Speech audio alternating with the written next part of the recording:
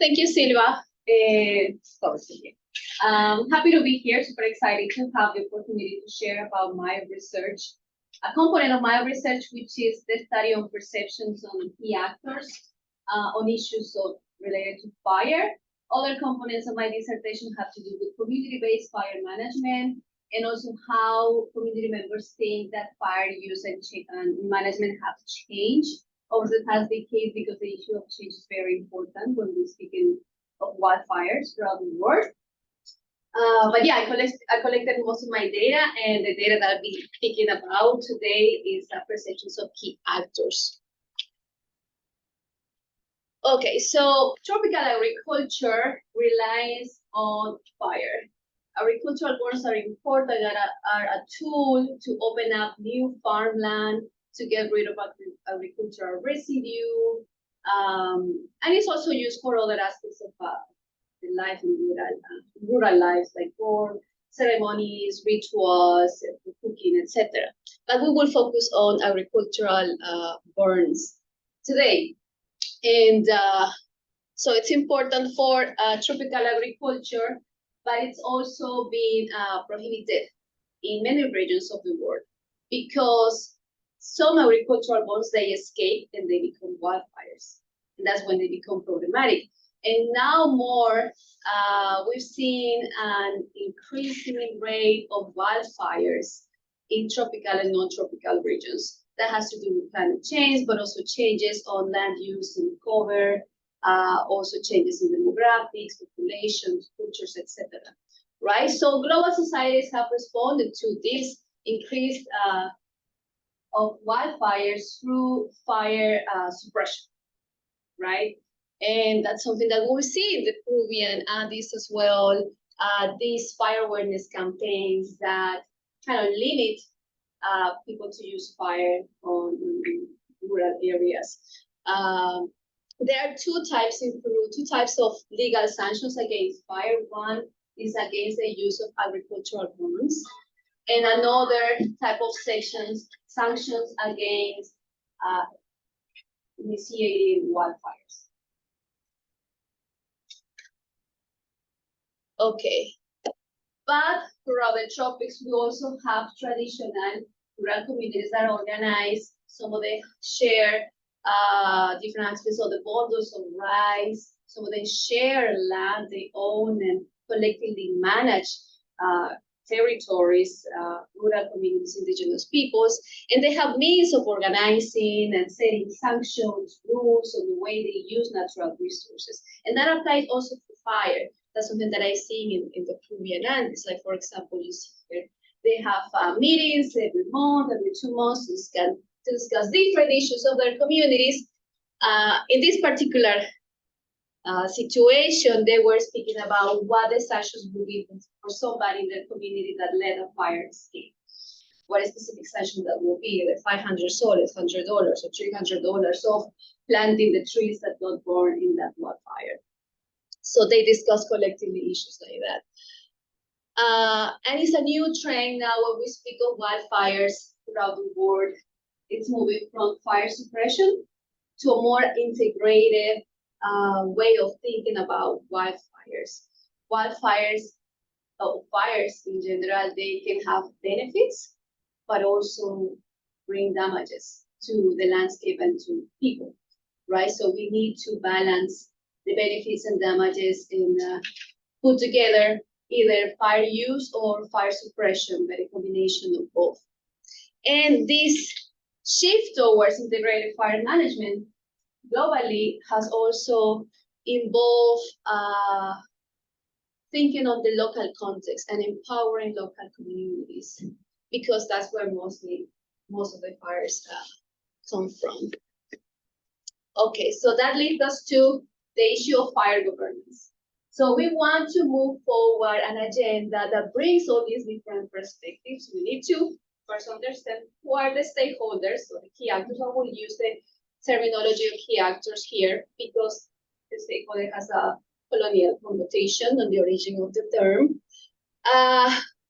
The first step of fire governance is really to understand what are the perceptions of these key actors. When you understand what are the perceptions, then you can understand policy context, manage conflict, facilitate communication, decision-making, and collaboration and more.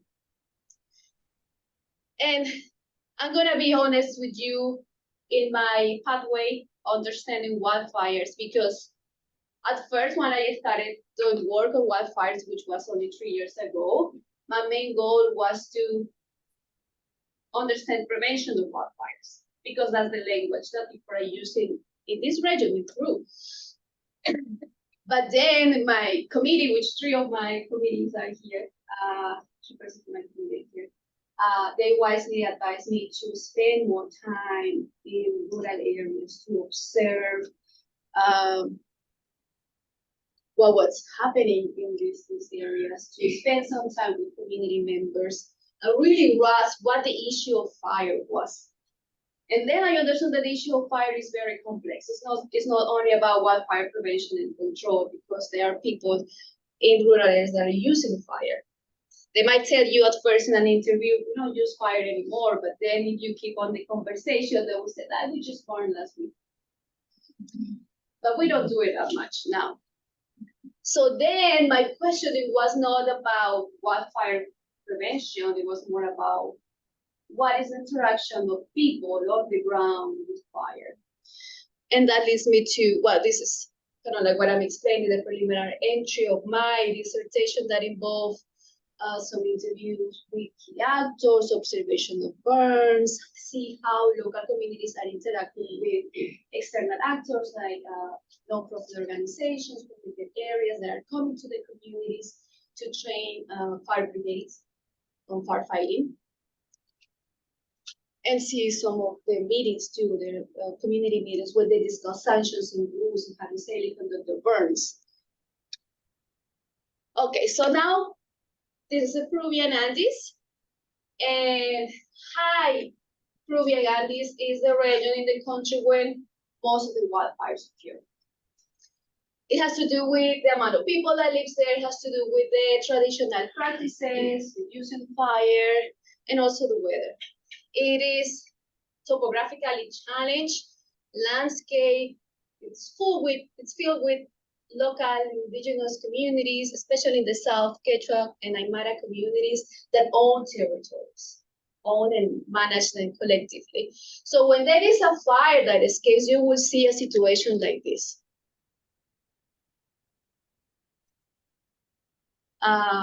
When there is a fire that escapes, there are limited resources in Peru in terms of wildfires, so it will be mostly the people in these rural areas that will go fight them. Official firefighters that are located in the cities, they will go on fight the fires when the fires have spread for more than 3 days or a week and are starting to affect cities. But this is like the common situation. A fire starts in rural areas, and the rural people that would go to fight.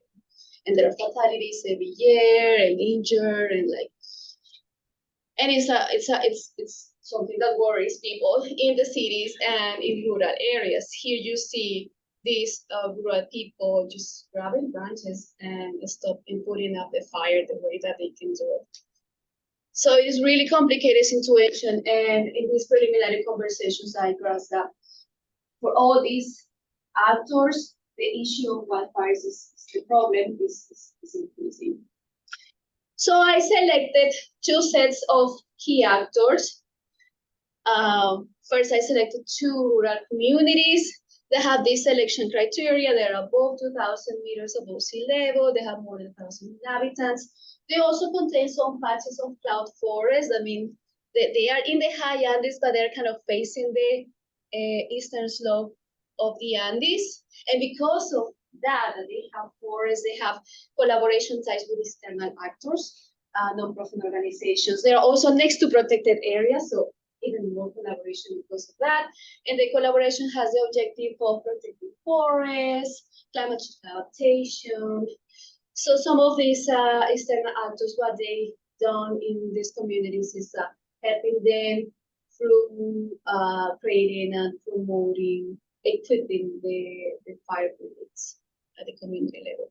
among other actions.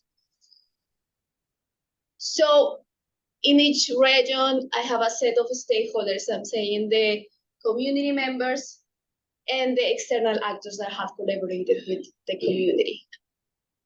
Okay, so as I said earlier, I came with a resolution in the research that it is a matter to first understand what is the issue with fire. What is the problem with fire? Because people seem to think of fire differently. So the first question has to do with what are the main narratives of internal and external actors on the roles of fire, on rural livelihoods and ecosystem services. So for this, I differentiate between two kinds of fire. First, agricultural burns, and they have mostly, my framework, a positive connotation, the green benefits, and then the negative impacts of escape fires, which are when these burns get out of control. Okay, so for this question, I will use the frameworks of well-being and ecosystem services, understanding that they are linked. And with this question, what I really want to is understand how different actors prioritize the benefits of agricultural burns and the negative impacts of fires on ecosystem services. Okay. My second question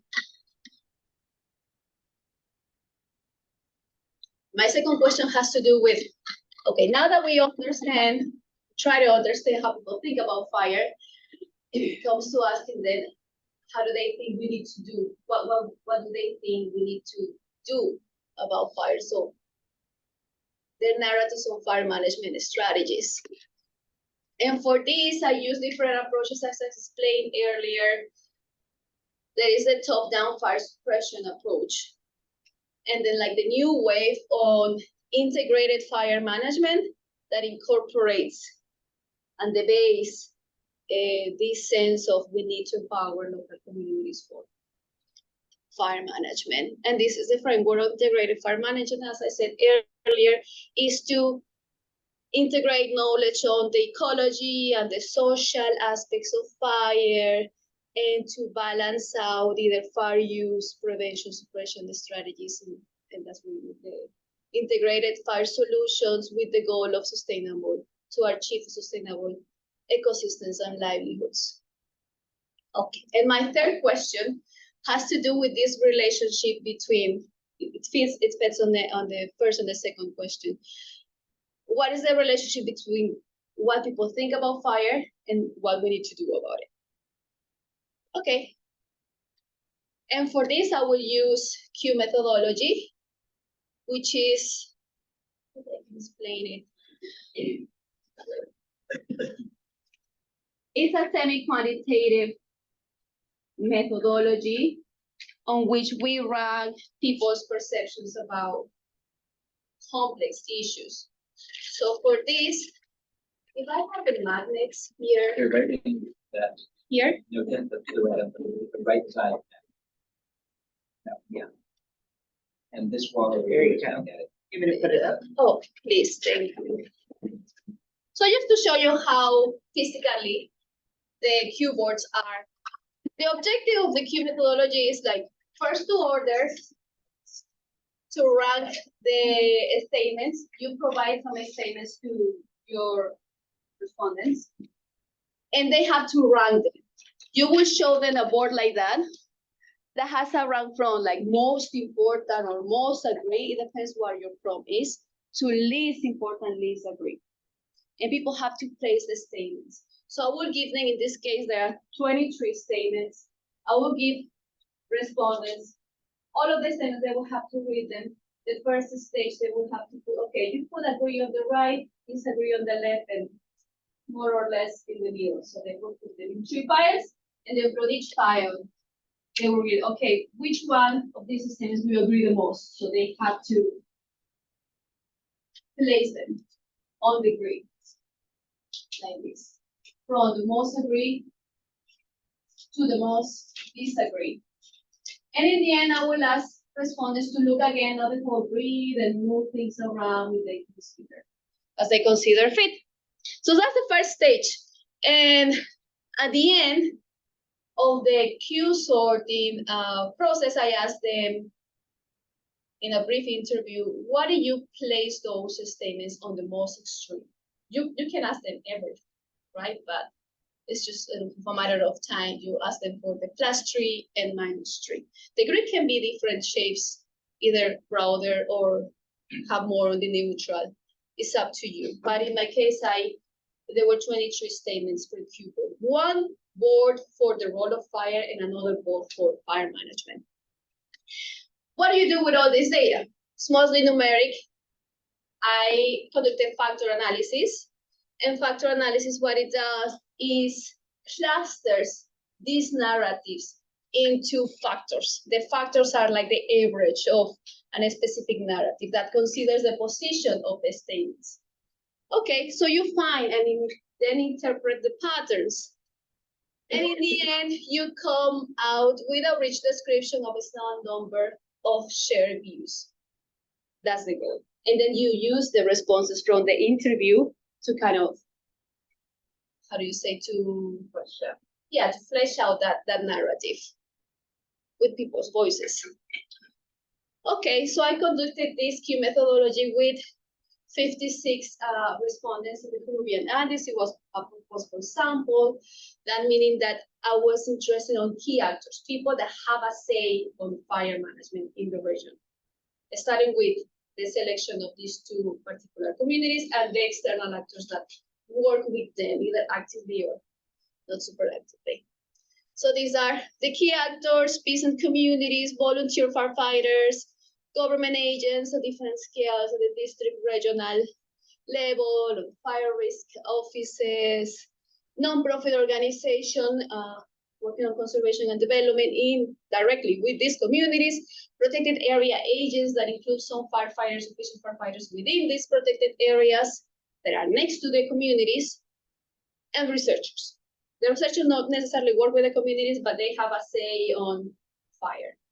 Either they work on climate, on social issues, or management of fire in Peru, which there are not many wildfire researchers in Peru. Okay, and I also use secondary sources to kind of complement the narratives.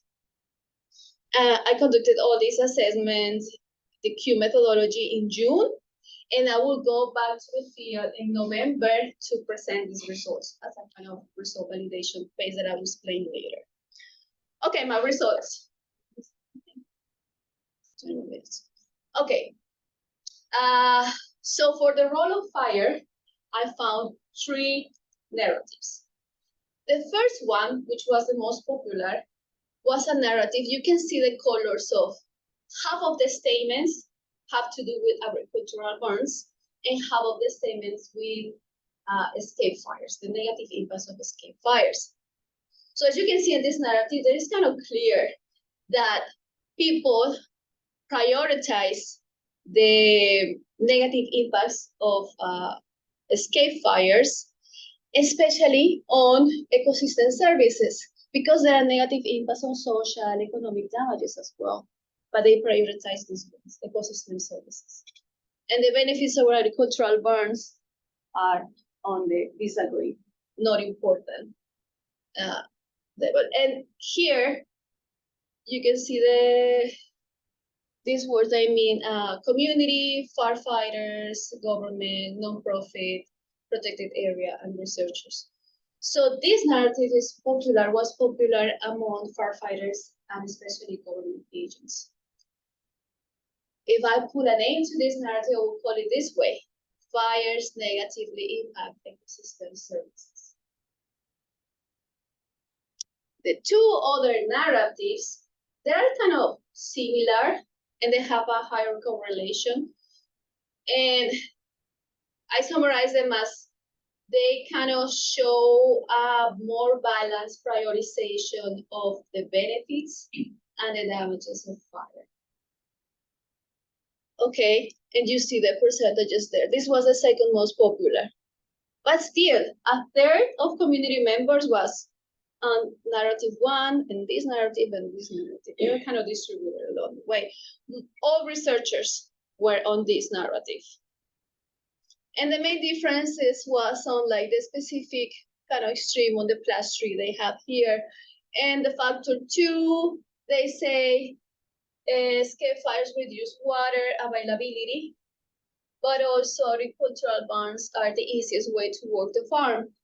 They also mentioned that agricultural barns are part of farmers' identity. They're the cheapest way to work in the farm, and they're a traditional practice. Whereas in this narrative, they talk in terms of, well, agricultural barns open up more land for agricultures, and they're also are the easiest and the cheapest way to work in the farm. And also comment on, again, ecosystem services. So they put it like more in the balance. The name for this narrative will be agricultural barns facilitate some farm activities, but fire reduce water availability. And for the third narrative, fires open up more land for agriculture, but impact ecosystem services. Okay, are we ready to go for farm management? Okay, farm management. We also find 3 narratives. The first one that was most popular within government agents was one that has more of the red. Let me explain first the colors. Top-down suppression on red. Community-based management on green, and integrated. The integrated statements for my analysis have to do with promoting safe use of fire and also landscape management. Okay? So here you see that it seems to be a more, like these actors consider as more important top-down suppression. More funding for firefighters, legal sanctions for those who start a fire that escapes, more funding again for local governments, use of drones. Okay. And on the other side, the integrated and community-based management. The government agents, they hold this narrative. So I call it top-down fire suppression. The second and the third narratives are a little bit similar. The second narrative has a little mix of all these strategies, right? But it put on the top promoting better organization in rural communities to prevent and control fire, and also create, which is organization, and create, train, and equip community fire brigades. So community responses to fire, right? But also agrees with legal sanctions for those who let fires escape, and communal sanctions. So sanctions from the top, sanctions from the bottom, right? And this narrative was more popular among community members and half of the firefighters. So I call this narrative community-based fire suppression. The third narrative is similar to the previous one because it also has organization and fire brigades in the community, but has put the legal sanctions on the other extreme. Legal sanctions for those that use fire in agriculture, and legal sanctions for those that let them escape. And there are 2 components of integrated, but integrated from the bottom, which has to do with training farmers on how to conduct their burns safely, and also promoting these communities to have rules on how to burn safely. Okay, so this narrative was most popular among researchers and half of the protected area agents. Don't worry, because I will summarize this all. Okay, this is the summary. The summary brings together what people think about fire and what to do with it. So really, just a lot of narratives and a lot of statements, right, that explain these narratives. It can be confusing, but this is a reason why I like Q methodology, because perceptions are complex, right, and they involve a lot of ideas within. So that's why when you ask them to prioritize the statements, it kind of flesh out diversity of opinions. So what we see here is that for fire use, no, for the role of fire, there's kind of like a gradient from seeing fires negatively as they impacted ecosystem services to more of a balanced prioritization of the benefits and the damages of fire. But this one is the most popular. It explains variance. It explains 43% of the data compared to the other ones. And for fire management, we move from top-down fire suppression, community-based fire suppression to management, bottom-up management. And these arrows, what they mean is that half of the respondents, there's a concurrence of the factors that they agree with. So if half of the respondents, if they agree with narrative 1 on the role of fire, they will also agree with narrative 1 on the fire management. And it kind of makes sense. If you see fire with a negative lens, you expect fire suppression, right? It makes a lot of sense. And that makes especially sense for firefighters and government agents. But there is another group that kind of sees negatively fires that express they want more community-based suppression.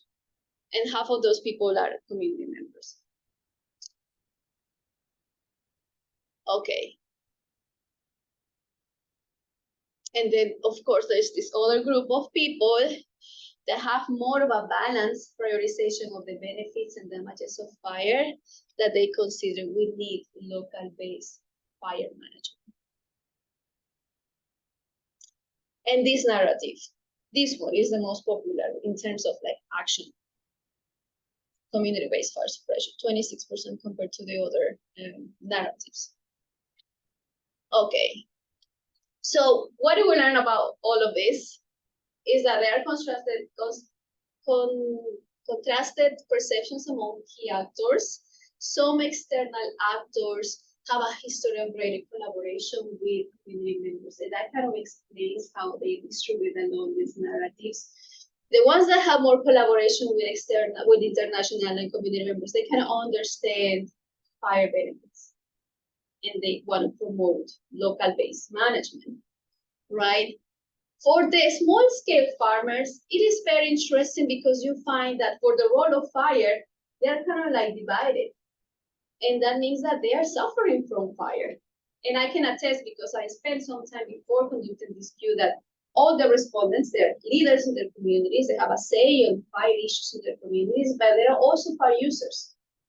So it's a conflict of using fire, but also think of it as a negative thing. Okay, so they need to use fire, but because of the criminalization, but also actual damages that wildfires bring to them, is that they are divided. Some of them, the first thing that they think about fire is negative impacts, but then there are others that look at it in a more balanced way. So it says you they are between the rock and a hard place, and I'm bringing here one of my person in my committee, Rachel Carmenta's papers. She explained that tropical agriculture, in terms of fire use in tropical agriculture, the farmers that use fire in tropical agriculture, they are between a rock and a hard place because on one side they have climate change, and on the other side they have an unfavorable political context that prohibits. Okay, ecosystem services and well-being frameworks help us to understand narratives about fire, and we need to bring them together because otherwise, for some narrative, you will expect rural communities to be the stewards of biodiversity conservation at the expense of the well-being. So you really need to bring well-being on the table as well. What do they really think about fire and the components of well-being that fire brings them to them, the material and the relational and the subjective level. What people think about fire is important. Top-down suppression and top-down fire suppression and community-based fire management. that division kind of explains what's going on in the region, what people think we need to do.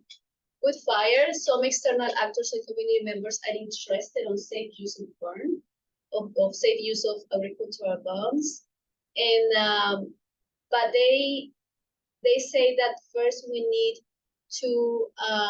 the abolition of the law that prohibits burning, because without that, the government or other external actors cannot promote safe use of fire. They cannot train communities because it's in the law that you're not supposed to burn at all. So that's a problem. Language matters. There are colonial roots on fire use prohibition and discrimination against rural practices. And I found that why language matters, because I found early on that people use the term quemar to refer to conduct the burn, but also to let it escape. Quemar en la chacra o incendiar. All of it is quemar. And that's problematic because that eliminates the agency capacity of fire users to control the burns. And that agency is not accepted by a good portion of the respondents, especially government agents, right? So some of them, I hear from two people that, no, they cannot control the burns. Every agricultural burn, they will escape. So not even speaking in terms of controlling here. But other actors, they consider that it is important. We need to train them because people are gonna burn no matter what. They're still doing it. No matter how many fire awareness campaigns you have out there, people will still burn because they need it. It's the cheapest, it's the easiest, it's a traditional practice, etc., etc., etc. It's more convenient for them. Language matters because we need to incorporate the term of manejo del fuego in the region. People are not speaking in terms of manejo del fuego yet. The language is prevención y control de incendios, wildfire prevention and control, but not fire management. Because if we want to speak in terms of fire management, then we need to agree with the idea that people can control their burns. They can use them safely. And so some people are speaking in terms of using safely their burns, but not yet. Nobody has spoken much about proactive landscape planning. And by this, I mean that there were some statements related to avoid flammable exotic tree plantations such as pine, eucalyptus, and the Andes, which even are promoted by government projects in these rural communities. A lot of people from the communities and the external actors, they put this statement on the extreme minus tree, just because they consider it that these trees, eucalyptus and pines, are so embedded in the Andean identity and the landscape of people like these trees so much that it's just not impossible to avoid these trees. And also, like, there were some arguments that territorial zoning or water management are not important. They're not going to solve anything, so they're minus. So we need to speak in terms of proactive landscape planning. Finally, our main recommendation is that we need to include the voices of fire users. Everybody, most everybody, all the respondents agree that rural communities are in the front lines. They use fire, they let them escape, and they are the ones that provide first response. That's true. But we need to incorporate that statement into the national rural policy, which is not there yet. It's just like we need to prevent and control fires, stop them. That's what you will read in all the government and a lot of external actors, pamphlets, reports, etc. And consider the middle ground narrative. In terms of what to do with fire, the middle ground narrative is community-based fire suppression. Okay? But the middle ground for us, it's really empowering communities on effective fire-related actions, either that be safe use of fire or firefighting.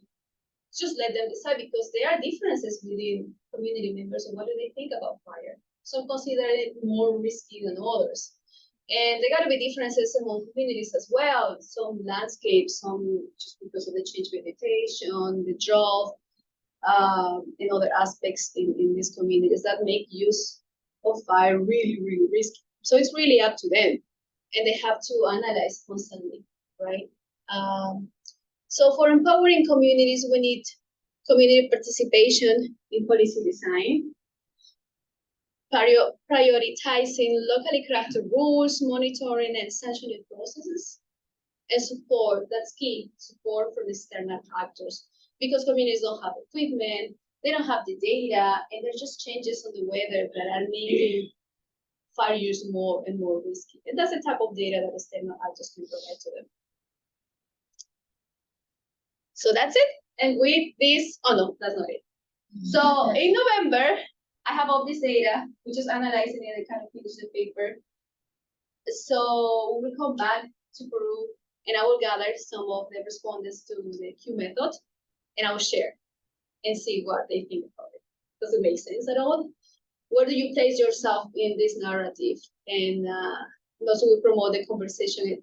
What do we need to do about this? Now that you know there are different narratives out there. Not everybody thinks the same way. And how do we can promote an effective fire governance, right? So this workshop that we're organizing in Apurimac, one of the regions, in collaboration with a local nonprofit organization that was part of this study, we will promote collective learning and reflection and validation of the results. So yeah, I'm very excited about that. And that's I'm finishing with this, and I want to acknowledge all the guys that I got to communicate with so far, the people in the field that have helped me to conduct this Q method. I got field assistants, the families where I stay in. This is me introducing the research in one of the communities, and not only for this component of the project, but for the other two as well, and my wonderful committee on which three right here. Thank you.